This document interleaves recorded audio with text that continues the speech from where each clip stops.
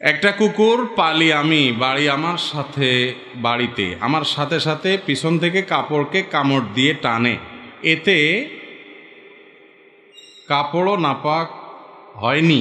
নোয়াখালী ভাষায় লিখছে হয়নি, হালকাভাবে টানে আর কুকুর। যাই হোক, প্রশ্ন যেটা বুঝছি খোলাসা সেটা হলো, আপনি কুকুর পালেন, কুকুরের খুব আদর করেন, এই জন্য আদর হচ্ছে কুকুর আপনার কাপড় ধরে কামড়ায়।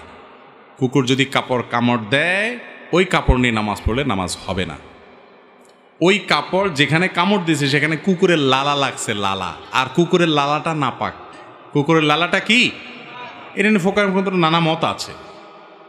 তো কুকুরের লালা এটা নাপাক, এই নাপাক হওয়া এটাই বিশুদ্ধতর মত। এই জন্য আপনার ওই কাপড়ের ওই জায়গাটা যেখানে কামড় দিছে ওই জায়গাটা ধরে ভালো করে কুকুরের ঝুটা পাক করার নিয়ম অনুযায়ী আপনাকে বারবার ধুয়ে কি করতে হবে, পাক করতে হবে।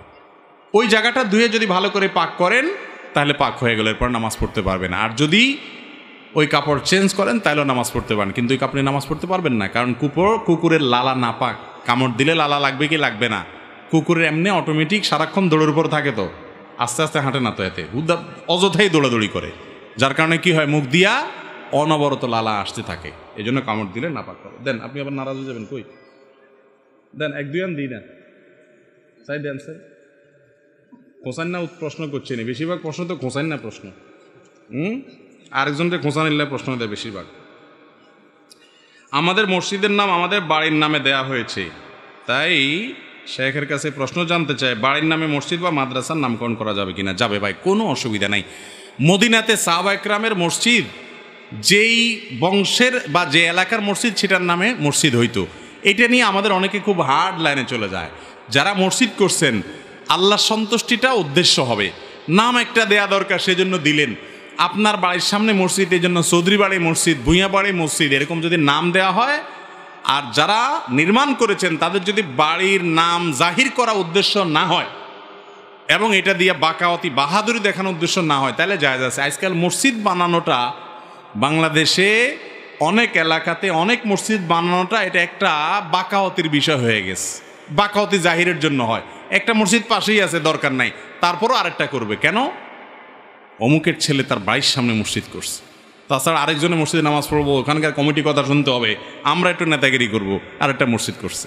এই সমস্ত মসজিদ করলে কি হবে না, এই নিয়তে করলে সওয়াব হবে না। বাকি নামকরণে কোনো ব্যক্তির নামেও মসজিদ হইতে পারে, সাহাবীর নামে হইতে পারে, তবে যে ব্যক্তি নির্মাণ করছে সে যদি তার নামে মসজিদ দেয় এবং উদ্দেশ্য হয় যে সবাই জানুক আমি করছি, তাহলে সেক্ষেত্রে তো সওয়াব হবে না।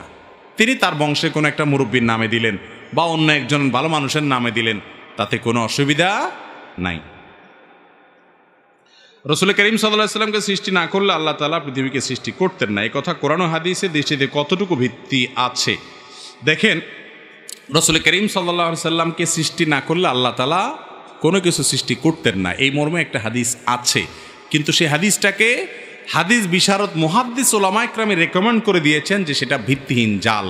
এই হাদিসের সনদ বিশুদ্ধ না।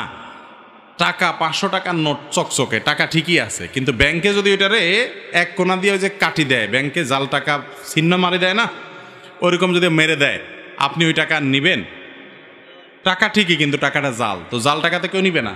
হাদিসের ক্ষেত্রে একই কথা। নবী করিম সাল্লাল্লাহু আলাইহি ওয়াসাল্লাম বলেছেন, মান কাযাবা আলাইয়া মুতাআম্মিদান ফালিয়াতাবাওয়া মাকআদাহু মিনান নার।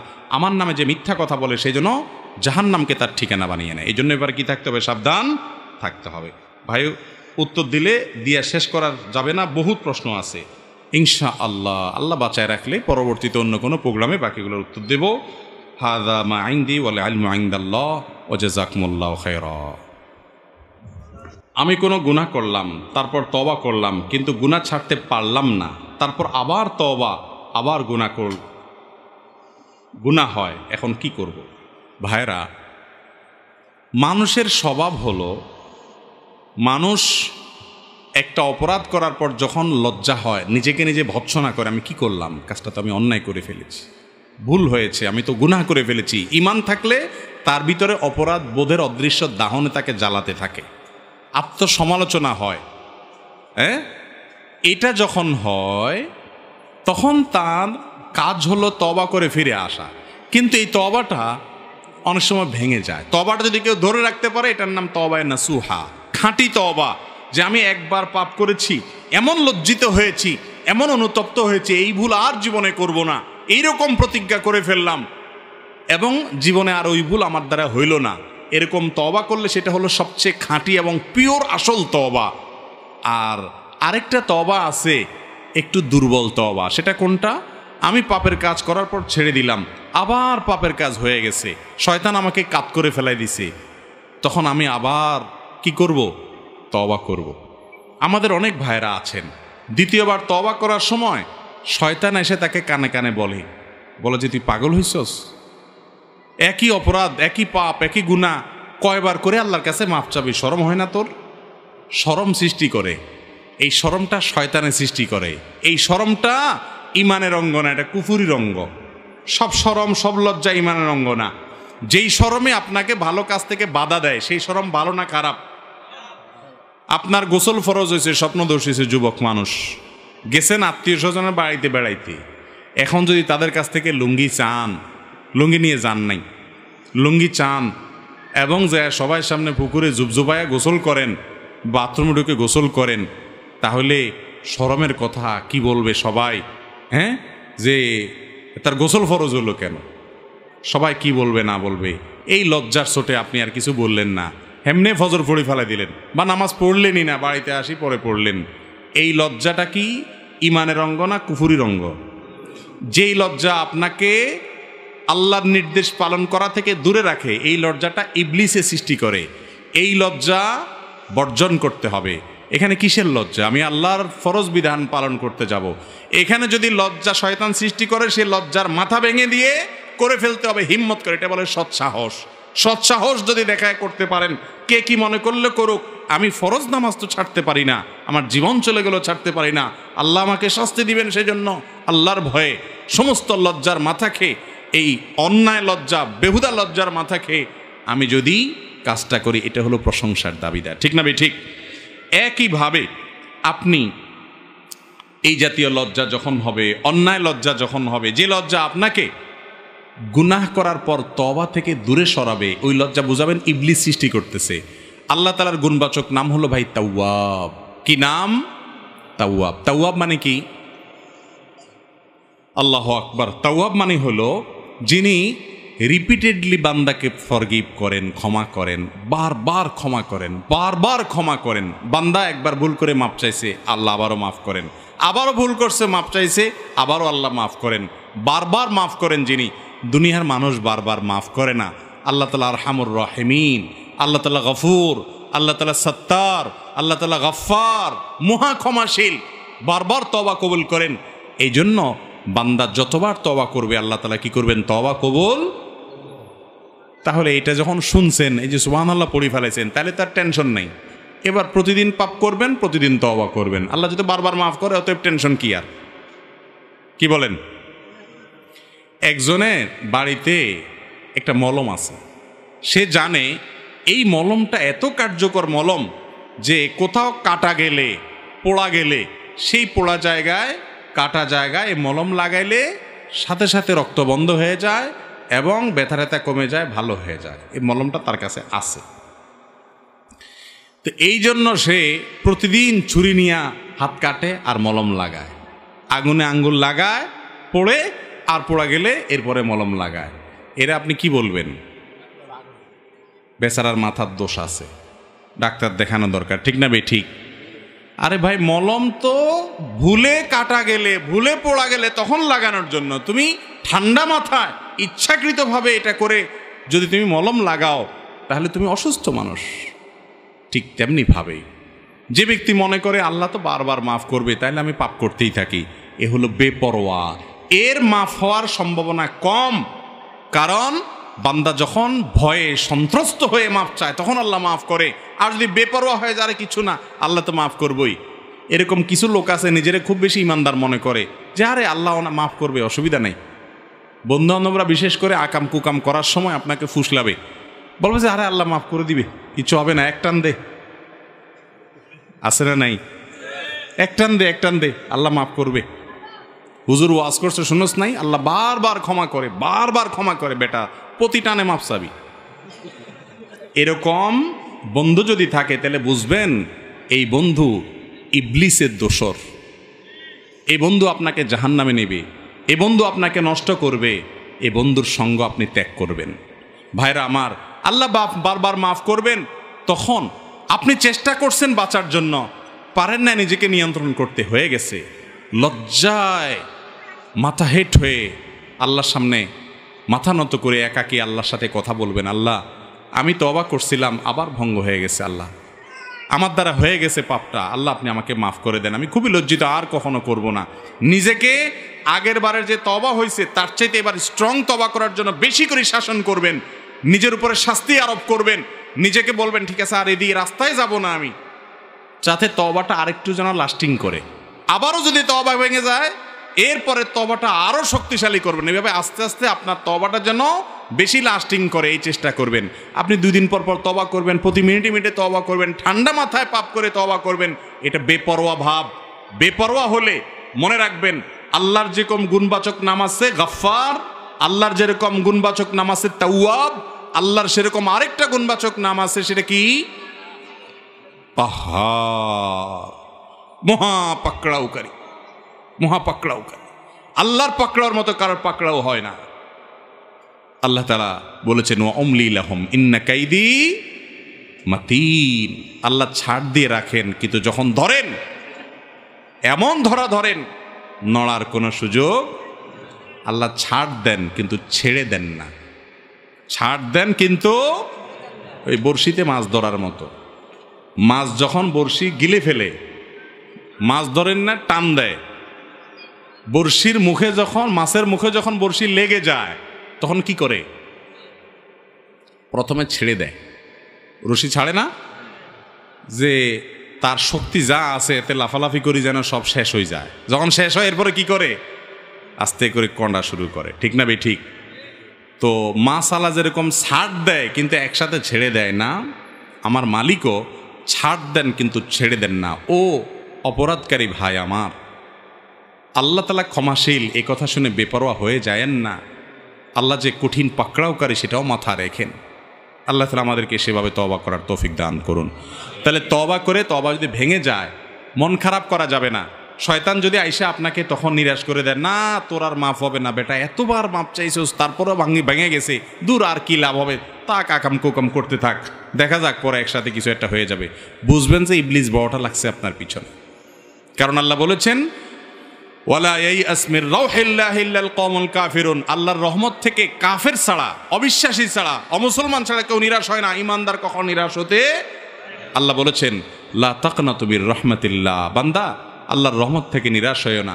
আমাদের অনেক ভাইরা আছেন বলে এত পাপ করছি, এত অপরাধ করছি, এত মেয়ের সাথে হারাম সম্পর্ক করেছি, এত অন্যায় করেছি, আমার বোধহয় মাপটা পার হবে না রে। সে নিরাশ হয়ে যায়। কেউ দাওয়াত দিল বলে না আল্লাহ আমারে মাফ করবেন না। আল্লাহ বলেছেন তাদেরকে লা তাকনাতু মির রাহমাতিল্লাহ, ও পাপিষ্ঠ, যে নিজের প্রতি অনেক জুলুম করেছো, অনেক অবিচার করেছো, অনেক ক্ষতি করেছো, লা তাকনাতু, নিরাশ হয়েও না আল্লাহর রহমত থেকে।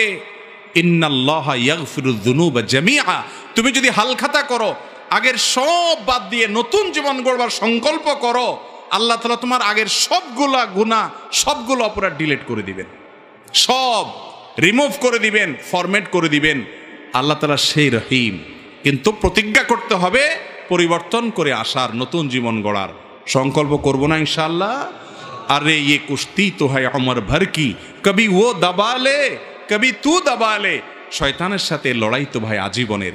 কখনো শয়তান আপনাকে হারায় ফেলবে, আপনি উঠে আবার তওবা করে শয়তানকে হারায়া তওবাটাকে একটু লাস্টিং বেশি যেন হয়, বেশি দিন যেন তওবাটা টিকে থাকে, সহজে না ভাঙে, এই চেষ্টা করবেন। আল্লাহ তাআলা আমাদের সবাইকে তৌফিক দান করুন। এরপরে প্রশ্ন, অন্যের ব্যক্তিগত বিষয় নিয়ে ঘাটাঘাটি করা, অন্যের দোষ খোঁজা, অনুমান নির্ভর করে কথা বলা কি ধরনের গুনাহ দয়া করে বলবেন? ভাইরা আমার, এটা খুব জঘন্য অপরাধ। আল্লাহ কোরআনে বলেছেন ওয়ালা তাজাসসু, তোমরা খুঁটিয়ে খুঁটিয়ে, দোষ নাই তাও খুঁজে খুঁজে দোষ বাহির করা মানুষের, এই কাজটা করবা না। সিআইডিগিরি করে মানুষের দোষ খোঁচাখুচি করে অযথা একটা মানুষের ব্যক্তিগত জিনিস ঘাটাঘাটি করে বের করবা না। আমরা যার পেছনে লাগি, যারে শত্রু মনে করি, তার দোষ নাই, তারপরেও খোসায় খোসায় খোটায় খোটায় দোষ বাইর করি, আছে না নাই রোগ? আল্লাহ বলেছেন লা তাদাবারু, তোমরা একে অন্যের পিছনে লেগো না। ওয়ালা তাহাসাদু, হিংসা করো না। ওয়ালা তাবাগাদু, শত্রুতা করো না। ওয়াকুনু ইবাদাল্লাহ ইখওয়ানা, জান্নাতি লোকেরা এগুলো করে না ভাই, এগুলো জাহান্নামী মানুষের বৈশিষ্ট্য। আপনার আমার মধ্যে আছে, নিজেকে শাসন করেন যে আমি এই চরিত্রের মানুষ হতে পারি না, এটা ইসলাম আমাকে শিখায় না, আমি মুসলমান না, আমি নামে মুসলমান, আমার আচরণে ইমানদারের না।